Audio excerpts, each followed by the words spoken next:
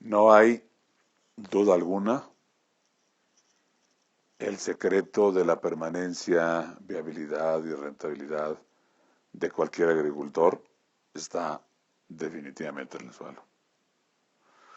La mejor forma de evaluar si la agricultura que se está practicando, es la correcta, es ver exactamente tres medidas del suelo al principio y al final de la cosecha. ¿Cuál es fundamentalmente mi porcentaje de materia orgánica como un primer elemento? Segundo, ¿cuál es mi capacidad de intercambio catiónico? Que es un concepto fundamental. Y tres, ¿cuál es mi nivel de paramagnetismo en el suelo? Y aquí es donde nosotros, a base de golpes, a base de experiencia, hemos definido la regla del 3 para agricultura orgánica. Si no tienes 3% de materia orgánica, 30 de capacidad de intercambio catiónico y 300 puntos de paramagnetismo, no es posible solamente, o mejor dicho, sin usar sales, el tener una agricultura orgánica. Necesitas la casa y la habitación en la materia orgánica, necesitas el tamaño del plato en la parte capaz de intercambio catiónico, necesitas el paramagnetismo para que el boro de silicio funcione en forma adecuada, de tal forma que todos los micronutrientes naturales y los microorganismos puedan producir una producción orgánica certificada. En este contexto, los suelos sanos tienen que ver fundamentalmente con tres dimensiones. La parte química, que es fundamentalmente qué minerales se tiene. La parte del pH del suelo, que define el nivel de nutrientes, y la capacidad de intercambio catiónico. Esta parte química se vuelve fundamental. Yo te diría que toda la parte de cationes a través de añadir sulfatos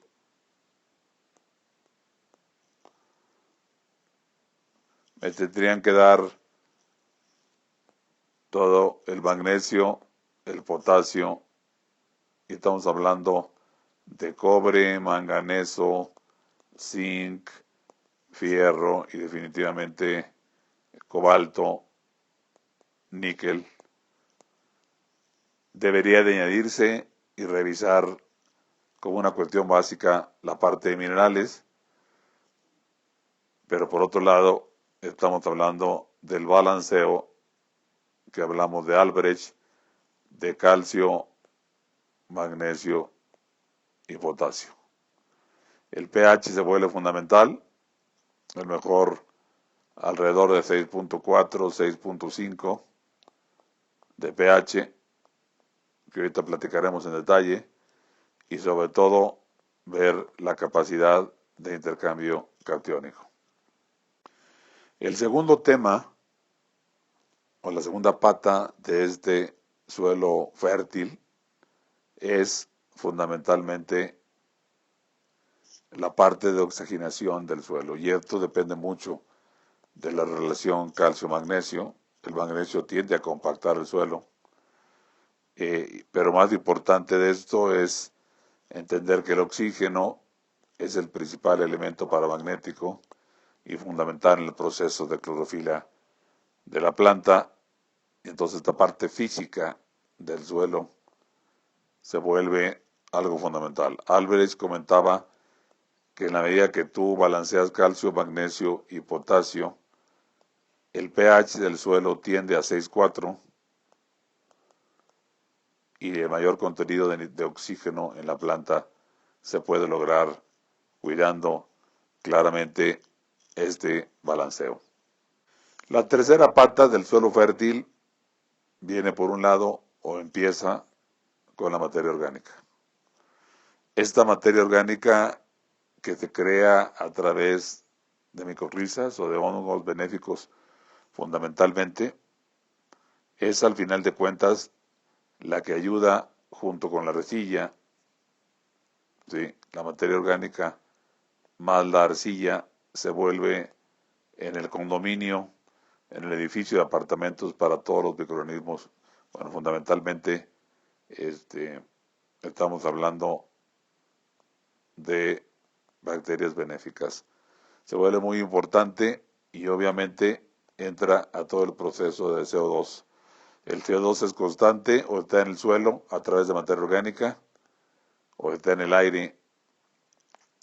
Esto, fundamentalmente, la mejor forma de reducir estos niveles de CO2 y calentamiento del planeta es a través de construir materia orgánica teniendo la mezcla de micorrizas adecuada, eliminando sales que destruyen estas micorrizas y dando el alimento, sobre todo algas, pescado, húmicos y fúlicos a esas micorrizas. El otro tema importante es el tema de que va a requerirse repoblar con bacterias y con hongos benéficos el suelo. En la medida que las condiciones se den, a través de un proceso de balanceo, a partir de un proceso de aplicar húmicos y fúlbicos, se puede muy rápidamente repoblar a través de inoculantes o a través de test de composta toda la parte fundamentalmente de microorganismos en el suelo. El otro tema que se vuelve también muy importante es yo les diría, toda la alternancia de plantas. El suelo nunca debe estar sin plantar y el combinar plantas unas con otras haciendo coberturas se vuelve muy importante por la diversidad que cada una de esas especies o variedades específicas de plantas pueden de alguna forma producir. El ejemplo más claro de simbiosis está entre la leguminosa, un frijol o una alfalfa con el maíz. Al poner básicamente legumbres, lo que uno hace es desarrollar una serie de nódulos llenos de bacterias fijadoras de nitrógeno que después son básicamente transferidas a otro tipo de plantas. El rotarlo, el poner estos cultivos de cobertura, nos ayuda claramente a toda la parte biológica del suelo saludable. Obviamente empieza con un balanceo. El balanceo del suelo me lleva fundamentalmente a mejorar la parte química, física y dar las bases para la biología adecuada, rotando los cultivos con cultivos de cobertura, añadiendo inoculantes y test de composta y sobre todo entender que la parte de la materia orgánica sirve como habitación y cómo se crea esa habitación. O sea, estamos hablando de mineralizar el suelo a través de las bacterias y de aumentar la parte húmica del suelo a través de los hongos. Un tema que es importante resaltar es esta capacidad de intercambio catiónico. Y esta capacidad de intercambio catiónico se define por diferentes medidas, bueno, por una sola medida, pero el tema es que la forma mejor de presentarlo es a través define el tamaño del plato con la cual la planta come. En arenas específicas, la capacidad de intercambio catiónico es muy baja, 1.5. Cuando estamos hablando básicamente de suelos arcillosos, se puede tener de 20 a 50. Y obviamente entre ellos hay una serie de suelos entre la arena y la arcilla que serían de 10 a 15. Esto hace que la combinación básicamente o la capacidad de intercambio catiónico Es básicamente materia orgánica, ya sea con arena o con arcilla. Esta combinación de materia orgánica con arcilla da esa capacidad de intercambio catiónico. Nada más para que ustedes vean, la materia orgánica puede tener 10 veces, dependiendo de su composición, 10 veces más capacidad de intercambio catiónico que las arcillas y que las arenas. Un ácido, los húmicos y fúlvicos, pueden tener aproximadamente, dependiendo de su origen, de qué mineral venga, o si son de composta, pueden tener hasta 160 de capacidad de intercambio catiónico, fácilmente, con mayor capacidad que cualquiera básica de los suelos. Estos tienen una serie de cargas negativas.